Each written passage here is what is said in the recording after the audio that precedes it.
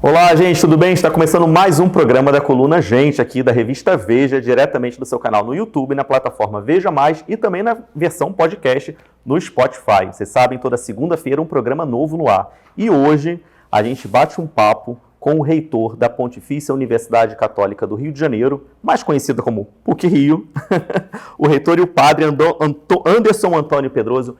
Anderson, muitíssimo obrigado pela disponibilidade de bater esse papo com a gente. A gente sabe que final de ano geralmente é sempre tenso, né? Final de ano letivo é sempre corrido, então te agradeço pela disponibilidade. Obrigado, Valmir. Muito prazer de estar conversando com vocês.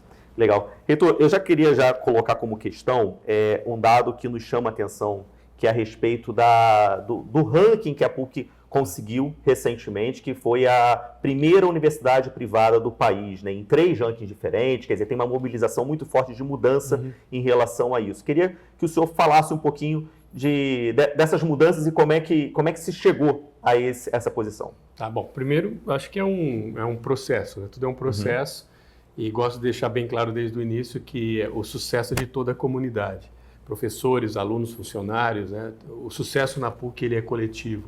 Uma construção de muitos anos também, só que, claro, naturalmente, nos últimos anos a gente tem buscado, com uma visão mais estratégica, encontrar os meios, melhorar e fazer com que a PUC seja vista também, porque às vezes a gente faz coisas boas e não são vistas, então a gente tem que também apresentar. Os resultados vêm muito do ponto de vista acadêmico, de pesquisa, nós somos uma universidade de pesquisa, então a gente acolheu assim com muita alegria, né? Essa notícia e esse reconhecimento. Agora, insisto, é um grande processo. A PUC ela se destaca, talvez exatamente por isso, porque já nos anos 90 ela foi confrontada com a necessidade de fazer parcerias, de criar um sistema de investigação ou de pesquisa patrocinada, então de ter parceiros que não são os parceiros, vamos dizer assim, muitas vezes de outras universidades. Então nós temos todo o setor de energia, né, que desde os anos 90 nós somos assim especialistas, vamos dizer assim, nessa área, né, gás e óleo, petróleo, mas daí também se abriu assim uma carteira de muitas outras parcerias. Então eu diria assim, em 2 pontos. Primeiro, é um grande processo, né? Então se chega a um reconhecimento porque é um longo processo. Mas, claro, algumas decisões estratégicas foram muito importantes para que se alcançasse esse reconhecimento e os rankings. Então, a gente está muito feliz e festejando. Tipo, quais estratégias foram tomadas? Olha, a primeira foi realmente assim, melhorar o sistema da própria universidade, né? É uma universidade que tem um sistema de autonomias, né, que é muito importante, sistema de colegiados. Então, é engraçado, ela é uma universidade privada, né, sem fins lucrativos e com uma função pública.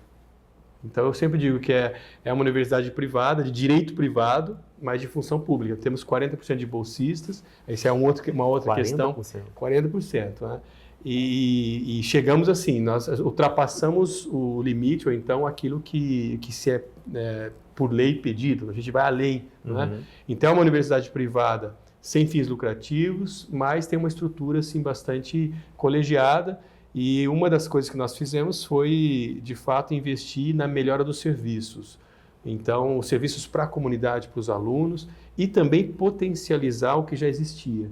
Eu acho que essa visibilidade que foi dada para a PUC é porque também a gente investiu nisso. Primeiro ponto. Segundo, além dos serviços, da melhora dos serviços da universidade interna, a gente também está buscando novas parcerias. Isso é fundamental hoje. Com empresas privadas? Empresas privadas, já tínhamos uma carteira bastante importante, mas a gente está querendo variar tudo isso, porque o mundo mudou. Claro. Eu costumo dizer que o mundo mudou e a universidade tem que se transformar. Né? Isso é fundamental.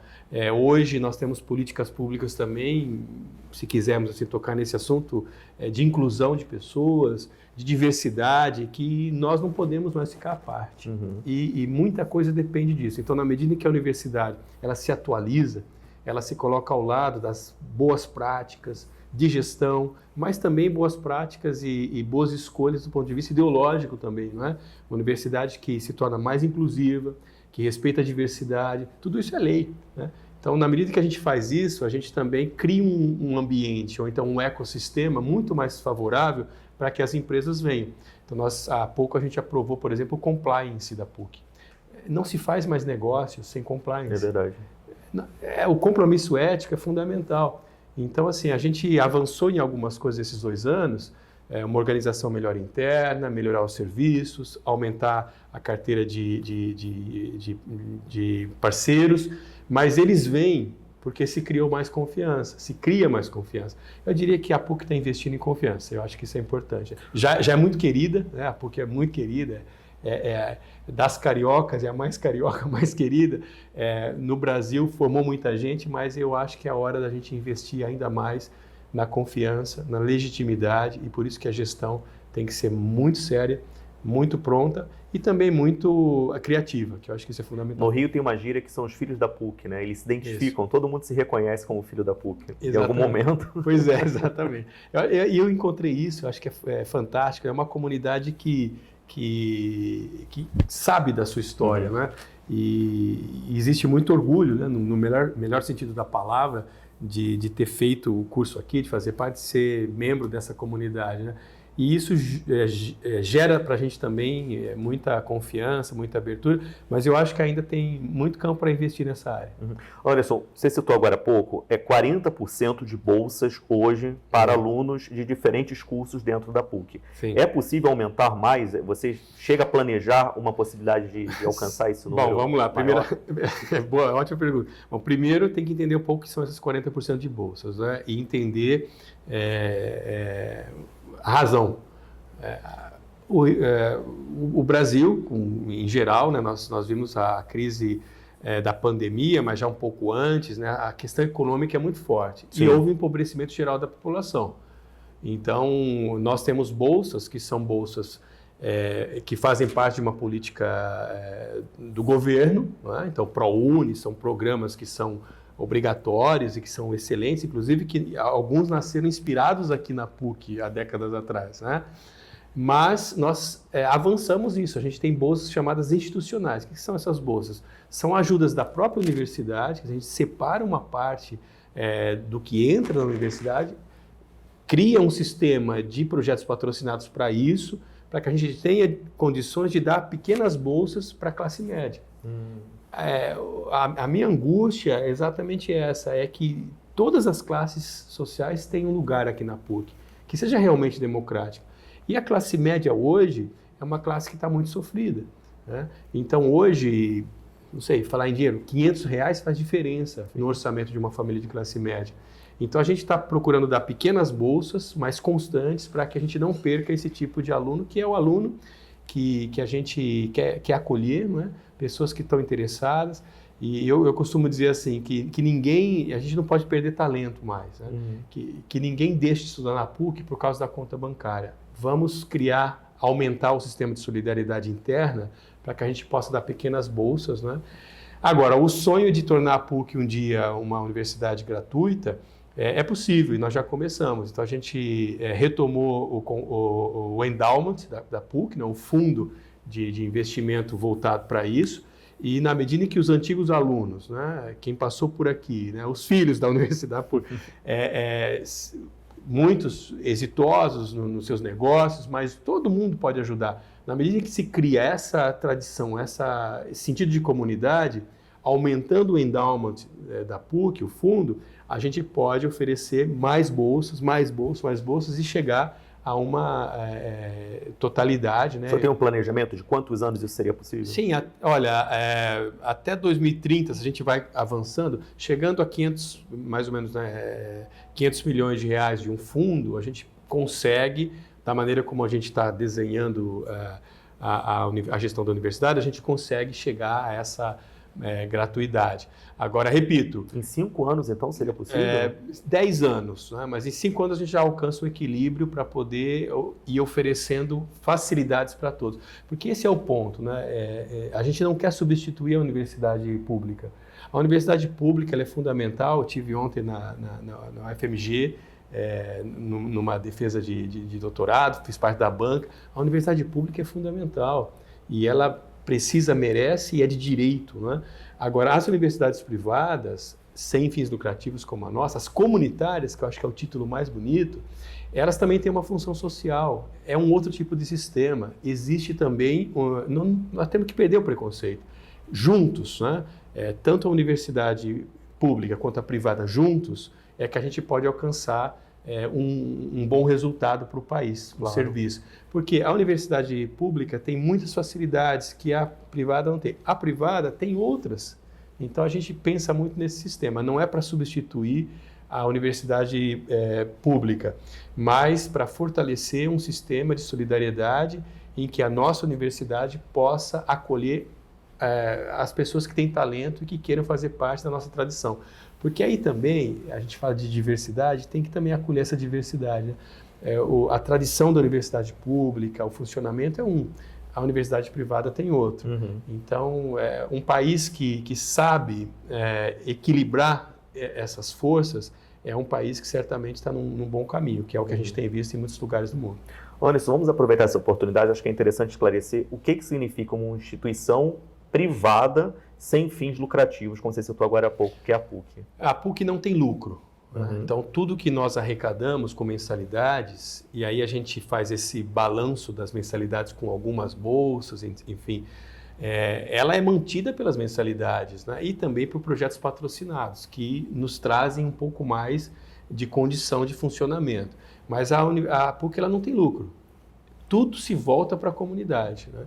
Então, tudo que existe de entrada é para, vamos ser muito concretos, pagar os professores, os funcionários, manter a estrutura, né? Então, existe todo um sistema que funciona com essas entradas. Hoje ela dá prejuízo ou não? Ela não dá prejuízo, mas como todas as universidades privadas e as PUCs todas, ela tem uma situação que foi muito fragilizada, né? Nós temos assim nasceram muitas universidades também, muitas propostas, né? Há 30, 50 anos atrás existia no Rio de Janeiro a UFRJ, a PUC e algumas outras, era um mundo menor. Hoje, né? Então, e existe assim um crescimento de demanda também, né? É um país que começa a entender mais também e ter políticas públicas favoráveis ao ensino superior. Mas eu diria, a situação é sempre muito frágil, né? Eu assumi uma universidade com essa consciência e eu acho que agora a própria universidade tomou consciência disso. E o senhor assumiu justamente logo depois da pandemia, né? Quer dizer, pega um momento em que a economia, a educação e outras áreas da sociedade estavam muito fragilizadas, enfim, tendo que se reestruturar pós aquele período tenso que a gente viveu. Qual era aquele cenário? O que você encontrou quando chegou? Primeiro eu encontrei coisa boa, né? Porque eu encontrei uma comunidade vibrante, com pessoas extraordinárias, com muita pesquisa, né? Eu não imaginava tanta pesquisa, tanto contato com a ciência, tanto desenvolvimento, né? Mas, claro, uma comunidade que estava um pouco precisando se reorganizar depois dessa avalanche de coisas que a pandemia trouxe, né? Essa mudança. A pandemia, na verdade, acelerou uma série de tendências que já existiam, né? Então, todo mundo digital, a gente foi assim, foi quase um naufrágio em que todo mundo aprendeu a nadar e todo mundo um pouco aprendeu a nadar ou então sabe onde se segurar, né? Uhum. Então, eu acho que a humanidade toda, né, pensando globalmente, né, foi um chacoalhão para todo mundo. Então, eu encontrei, primeiro, uma comunidade vibrante, de excelência. Isso é uma tradição também jesuítica, né? A gente percebe o DNA aí da Companhia de Jesus, porque os fundadores da universidade, enfim, os diretores, os departamentos foram fundados por jesuítas, né, na sua maioria, e aí entrou um pouco essa história da excelência, né? Então, existe uma expressão em latim de Santo Inácio, né, do século XVI, magis, o mais, né, o melhor. Então, existe uma tensão constante de escolher o melhor, entre o bom e o melhor, né? Então, eu encontrei uma comunidade que já tinha interiorizado esse valor da excelência acadêmica, de fazer bem as coisas. E eu escuto elogios de todos os lados, né? É muito prazeroso para o reitor, porque onde eu vou e existem parcerias com empresas privadas e mesmo estatais, sempre elogio a formação que os estudantes da PUC têm, né? Então, encontrei essa excelência, mas encontrei também muitos desafios, né? A fragmentação é um problema atual em todas as instituições. Então, pensar de maneira sistêmica foi o grande desafio, né? Pensar como sistema, né? E a criação... Fragmentação entre cursos, que o senhor diz? Sim, olha, cursos, sim, exato. Hoje já a consciência cresce cada vez mais rápido da interdisciplinaridade, a necessidade de se formar uma pessoa não só para uma função, né? Então, na Europa a gente já vê isso, às vezes a gente percebe, por exemplo, alguém tem uma vocação psicólogo, né? Mas é bom que ele conheça também de administração, porque ele vai ter uma clínica, né? Vai ter que administrar a clínica. Tem que conhecer arte, né? Tudo isso do mundo da arte é fundamental. A arte não é só uma questão de prazer estético, a arte é uma necessidade, porque ela ativa tudo que é criatividade. Então, com a chegada da inteligência artificial, né, a chegada mais forte, porque já existe há muito tempo, a gente vai ter que contar muito com essa questão da criatividade, né? E fazer com que as pessoas tenham acesso, desenvolvam a sua criatividade, seu pensamento criativo, né? A gente pode até falar em indústria criativa, né? De maneira que eu creio assim, que esse é um dos pontos, né, o que eu encontrei uma comunidade muito boa, mas a fragmentação grande, necessidade de um pensamento sistêmico e, sobretudo, não ter medo de falar sobre economia, né? Sobre sustentabilidade, porque a gente pode ter as melhores intenções, mas nós não somos uma universidade estatal. Então, nós não temos um investimento direto do governo. A gente precisa lutar, e essa é a história da PUC, tem que lutar para manter os professores, para manter os funcionários. As bolsas. Né? As bolsas, né? Mas sempre nessa lógica mais complexa que eu tentei explicar, né? Nós não estamos tentando substituir ninguém. A gratuidade total tem que ser da estatal, enquanto que a universidade privada ela pode colaborar e está fazendo isso, né? Agora eu também tenho assim cheguei e tive uma grande preocupação também com o emprego, né? Com o emprego, manter os empregos aqui dentro e a empregabilidade, tanto que com muito esforço, porque o equilíbrio financeiro não é fácil. Mas com muito esforço a gente preservamos os empregos. Isso tem que ser dito, né? E também a empregabilidade, né? Eu estou pensando e a gente está trabalhando muito, né, toda a universidade, para que os cursos sejam cursos que, claro, as pessoas se realizem pessoalmente, mas que elas também encontrem emprego, né? E que a pessoa saia, que o jovem ou a pessoa, porque agora a universidade não é mais só para o jovem, a universidade é para todas as idades, né? E mudou muito isso é fantástico. Então, para que uma pessoa ela passe pela universidade, pela PUC, e ela saia com uma perspectiva de emprego, né? Então, a pandemia ela levantou um fantasma para todo mundo, né? Como é que vai ser o mundo? Vou perder meu emprego? E eu fiz questão, e concluo com esse pensamento, né, de preservar o emprego dos pobres, porque em toda a crise econômica existem muitos jargões, muita gente que fala muito bonito, democracia, mas o que está em jogo muitas vezes é a economia mesmo, né? E os pobres sempre são sacrificados, né? Os empregos mais humildes. Então, eu sempre me preocupei muito com isso, né? De proteger essas pessoas mudando o sistema, né? Eu fiz uma tese sobre um autor, o Willem Flusser, e ele usa uma metáfora que eu acho muito bonita, que ele diz assim: a gente pode jogar para ganhar, a gente pode jogar para perder menos e a gente pode jogar para mudar o jogo. Eu acho que a gente tem que jogar para mudar o jogo da economia, não sacrificar os empregos das pessoas mais simples, mudar o jogo das lógicas de reconhecimento, inclusive da universidade, né? A academia ela é maravilhosa, mas a academia ela tem que estar ligada com a vida, né? E tem que promover o saber universitário, tem que estar ligado com a promoção das pessoas, não só internamente, mas fora. Tem que produzir riqueza, tem que gerar renda, enfim, é um pouco esse pensamento econômico, né, que eu acho que a gente é irrenunciável para fazer o bem. Maravilhoso. Anderson, eu não sei se o senhor gosta desse termo, mas o senhor já deve ter ouvido falar isso. O senhor, às vezes, é conhecido, é chamado como reitor CEO. O senhor gosta de ser chamado com esse lado mais empreendedor, mais focado no mercado, na economia, nessas visões que muitas vezes são deixadas como para segundo plano? Não, olha, bom, as palavras elas têm a conotação de quem as diz e como as diz, né? Eu acho assim que seria até pensando num chefe executivo, em pessoas que tomam decisões, seria até injusto eu não me sentir lisonjeado pensando exatamente no bem que essas pessoas podem fazer a um país. Então, me sinto lisonjeado e quando encontro outras pessoas que têm essa função, então não considero nada depreciativo, ao contrário, não é? Agora, a realidade é que, primeiro, eu sou jesuíta, sou padre, sou sacerdote, estou à frente de uma universidade que tem uma tradição humanista extraordinária. Sou professor de design, né? Que às vezes as pessoas não entendem muito isso, mas é o design thinking, não é? Pensar processos, a gente está redesenhando. O design não é, talvez, pensar o copo, mas é pensar a sede. Né? Um design centrado no ser humano, não é no objeto em si, mas na função. Então, assim, eu acho assim, se querem me chamar de CEO com uma nem boa intenção, com uma reta intenção, eu aceito.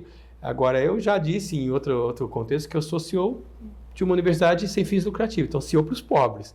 E vou defender isso porque eu acho que muita gente precisaria entender isso. É irrenunciável pensar na economia. E a gente só vai alcançar a igualdade nesse país se a gente tiver responsabilidade financeira, econômica, transparência, né? E eu acho que tem muita coisa para aprender. Então, enfim. Eu acho que definir a identidade dos outros é complicada. A minha identidade está muito clara. Eu sou um sacerdote, sou jesuíta, sou o Anderson, sou paulistano, apaixonado pelo Rio, né? E sou brasileiro. Sou brasileiro, né? Eu amo meu país e eu acho que a PUC-Rio, sendo considerada como a primeira do país, ela pode inspirar muita gente. Ela pode inspirar a gente uma reconciliação entre o que é público e o que é privado. Chega de colocar em situações de polarização antagônica, né? É junto que a gente constrói o país. Né? Anderson, como é que está o projeto para a tentativa de curso de medicina na PUC? Está tudo pronto, está tudo pronto. A resposta que falta? Falta o Ministério da Educação que possa autorizar a PUC a ter a sua medicina. Né? E não é qualquer medicina, é uma universidade, repito, sem fins lucrativos, com o nosso projeto de medicina, um projeto humanitário. Nós temos os barcos hospitais na Amazônia que estão esperando essa aprovação, estão esperando, né, para atender as populações ribeirinhas. Nós temos aqui do outro lado, na Tijuca, na Floresta da Tijuca, do outro lado, um hospital que está pronto, esperando. Estamos esperando a autorização, né? Então, Mas há esperança de que isso saia? Eu sempre tenho esperança e estamos lutando muito, mas já não é mais uma questão técnica nossa. O curso está pronto, as pessoas estão prontas, falta-nos somente a autorização governamental. Né? Que antes é um tema muito complexo, mas eu acho que tem que ser entendido pela população. Né? Sempre foi de direito uma universidade, que é uma casa do saber, de abrir os vários cursos, né? Mas com uma série de políticas que foram adotadas, se abriram muitos cursos e aí se tenta regular, né? Eu acho que deveria se regular a qualidade e não a quantidade. Né? A qualidade tem que ser regulada no país. Como nós temos a OAB, que faz a regulação, entre aspas, da qualidade do direito, precisaria ter um tipo de mecanismo ou de dispositivo que pensasse isso, né? Então, regular a abertura de cursos é algo que às vezes é muito político, né? Enquanto que o necessário, e eu falo isso em nome da ciência, em nome da ciência e da qualidade. A ciência tem que ter qualidade humana. A medicina das ciências é aquela que toca a gente mais pessoalmente, né? O próprio corpo, as pessoas queridas, tudo para ali. Tudo passa pela medicina. Passa por ali. Então a gente precisa ter uma medicina de qualidade humana, não podemos... e essa tem que ser a régua. Medir a qualidade. E a partir daí dizer, olha, esse curso sim, esse curso não, ou ainda não, né? Então nós estamos aguardando. Agora, da nossa parte, está pronto e está garantida a qualidade do ponto de vista técnico, tecnológico. Já estamos entrando com o IA, inteligência artificial, está garantida a qualidade humana, humanista, solidária.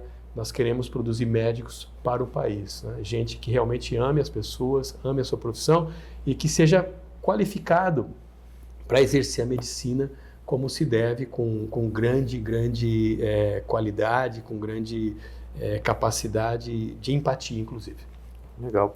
Anderson, uma pergunta bem Rio de Janeiro agora, a respeito da obra do metrô, que tem bem aqui em frente, né, da Universidade da PUC. A gente está falando aqui direto dentro da reitoria da PUC, que fica no bairro da Gávea, para quem não sabe, na zona sul do Rio.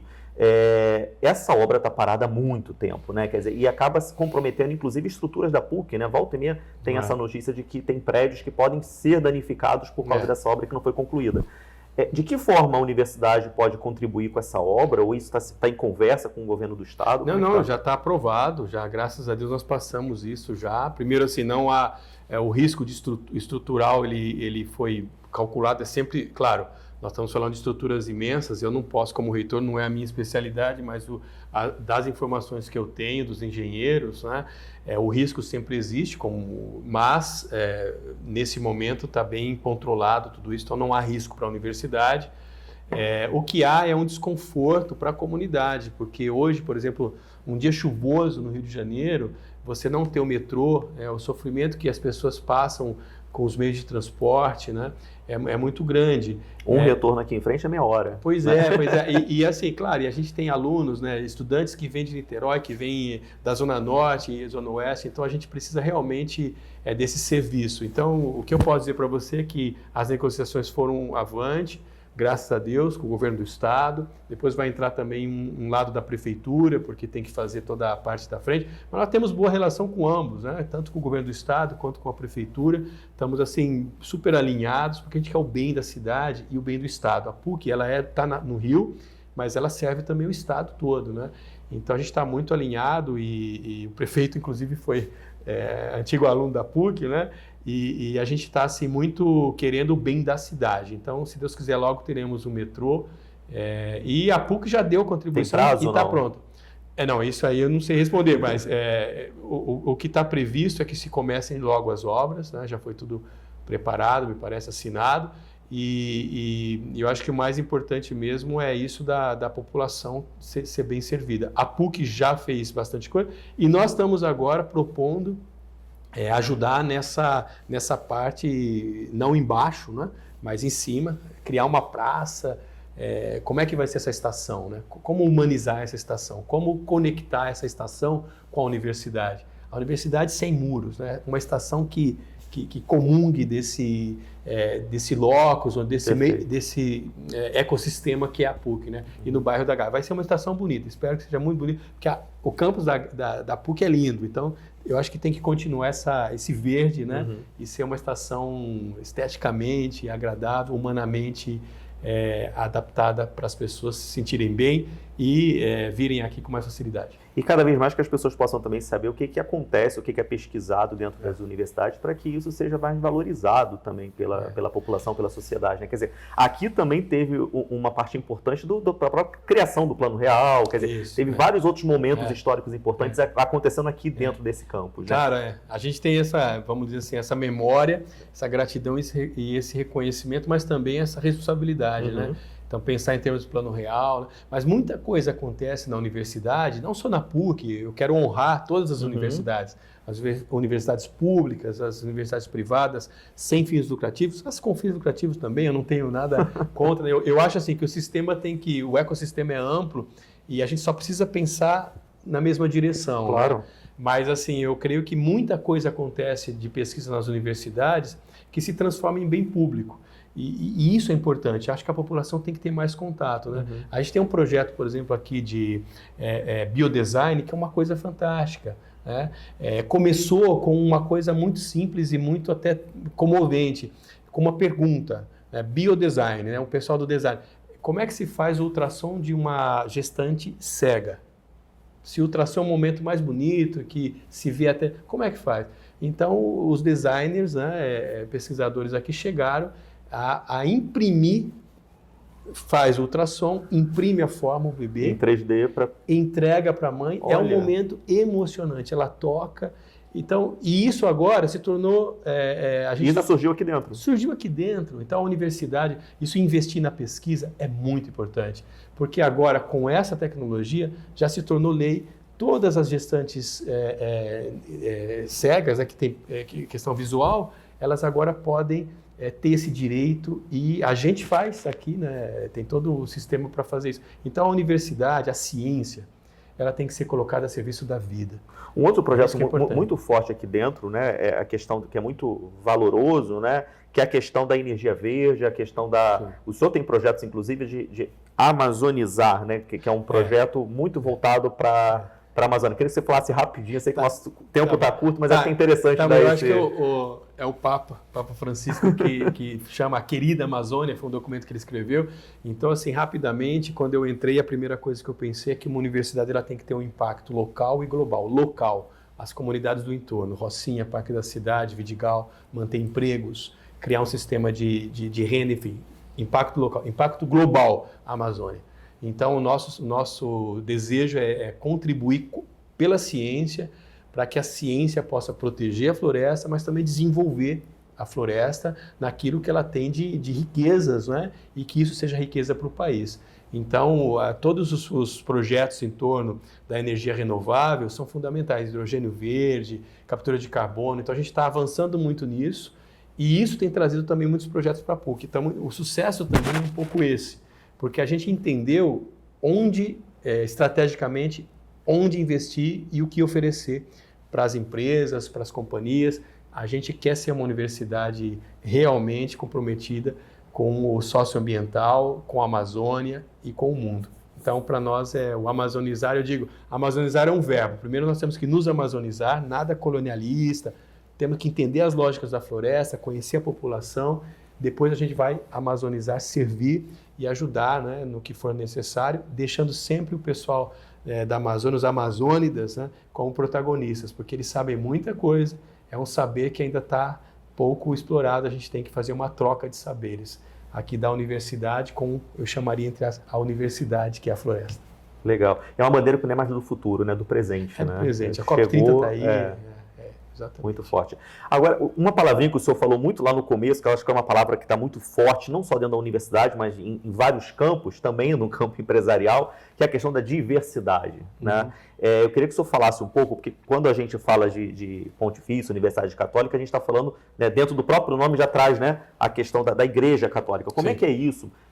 Levado na prática, a questão da diversidade religiosa dentro da universidade como a PUC? Até te agradeço essa pergunta. Olha, eu costumo dizer que a universidade é católica, no sentido em que ela não é só para os católicos. Nós temos uma comunidade católica aqui, alunos, estudantes, professores, e isso é muito importante, a gente ter uma identidade tranquila, que a gente diga a nossa mensagem, mas a universidade é um serviço da igreja para todos, tá? Então, nós temos aqui uma diversidade religiosa muito grande, graças a Deus, mas também nós temos agora uma diversidade de não religiosos. Então, existem pessoas que assumem uma posição agnosticismo, ateísmo. Eu nem gosto de dizer né, porque é negação. Eu prefiro dizer pessoas com outras convicções. Então, a diversidade religiosa ela se torna também uma sensibilidade espiritual e a gente tem que, claro, a gente oferece a nossa mensagem, né? Mas é um lugar de muita abertura e temos aqui uma comunidade judaica muito forte, por exemplo, temos outras expressões, então estamos muito trabalhando nessa área e queremos investir mais nisso, né? Porque é o Brasil, né? É o rosto do nosso país, né? Maravilha. É isso, gente. Eu conversei aqui nesta semana com o padre, reitor Anderson Pedroso. Muitíssimo obrigado por aceitar esse bate-papo aqui na reitoria. Fico muito feliz, sucesso e é isso. Obrigado, agradeço muito. Valeu. Valeu, gente. Vocês sabem, toda segunda-feira um programa novo no ar. Acompanhe a gente nas redes sociais também. Fiquem bem, até a próxima segunda. Tchau, tchau.